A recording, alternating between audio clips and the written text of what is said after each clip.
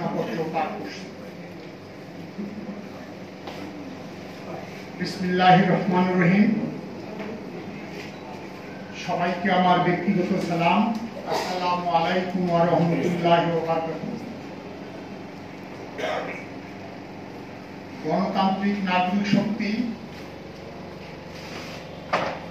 আত্মপ্রকাশ করতে যাচ্ছে এবং ঘোষণা করছেন এই লড়াই জাতীয় মুক্তি, সাম্য, গণতন্ত্র ও সমৃদ্ধ বাংলাদেশ প্রতিষ্ঠা। বাংলার ইতিহাস শোষণ, জুলুম, নির্যাতন, নিপীড়ন, অত্যাচার, অবিচার ও বৈষম্যের বিরুদ্ধে একটি মানবিক, নৈতিক, ন্যায্য, শোষণহীন, বৈষম্যহীন, আইনের শাসন, ন্যায় বিচার ভিত্তিক, মুক্ত, স্বাধীন, সাম্যের গণতান্ত্রিক রাষ্ট্র ব্যবস্থা প্রতিষ্ঠার আন্দোলন ও সংগ্রামের ইতিহাস। পাকিস্তানি রাষ্ট্র কাঠামো এখানকার মানুষের মুক্তির নিশানা দিতে পারে নাই, বরং জনগণের বিরুদ্ধে অবস্থান নিয়েছে এবং মুক্তির সংগ্রামকে বাধাগ্রস্ত করেছে। 52 রাষ্ট্রভাষা বাংলার রাজ্যে ছাত্র গণ আন্দোলন, 69-এর গণ অভ্যুত্থান এবং 71-এর মুক্তিযুদ্ধের মধ্য দিয়ে স্বাধীন বাংলাদেশের অভ্যুত্থানেরও উৎকৃষ্ট উদাহরণ। জুলাই বিপ্লবের মর্মগত দিক হচ্ছে একটি স্বৈরাচার মুক্ত, বৈষম্যহীন, দুর্নীতিমুক্ত, বৈদেশিক আধিপত্য মুক্ত, পরিবারতন্ত্র মুক্ত, আইনের শাসন, ন্যায় বিচার ভিত্তিক, স্বাধীন, সার্বভৌম, আত্মনির্ভরশীল গণতান্ত্রিক রাষ্ট্র বিনির্মাণের একটি অঙ্গীকার, যেখানে নাগরিক সার্বভৌমত্ব প্রতিষ্ঠিত হবে এবং নাগরিকদের মৌলিক অধিকার নিশ্চিত থাকবে।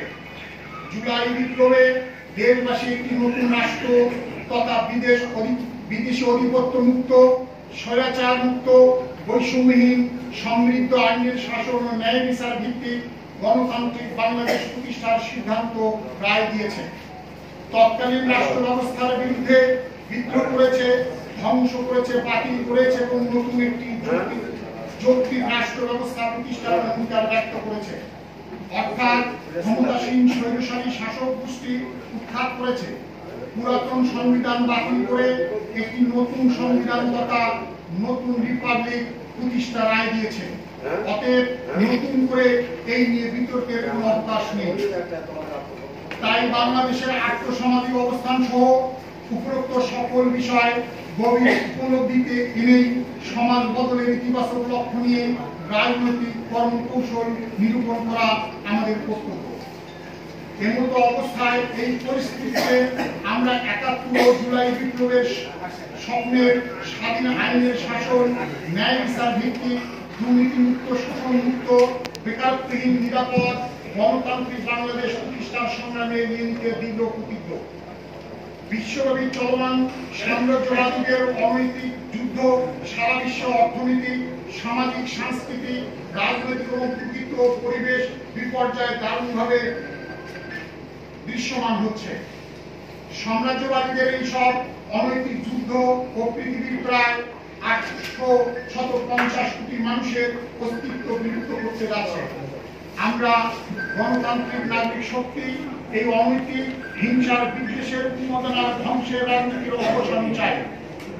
অতএব দেশের মানুষের শান্তি, উন্নতির স্বার্থে এই গণবিরোধী শক্তি রাষ্ট্র ক্ষমতায় থাকা ও যাওয়ার সকল রাস্তা চিরতরে বন্ধ করে দিতে হবে।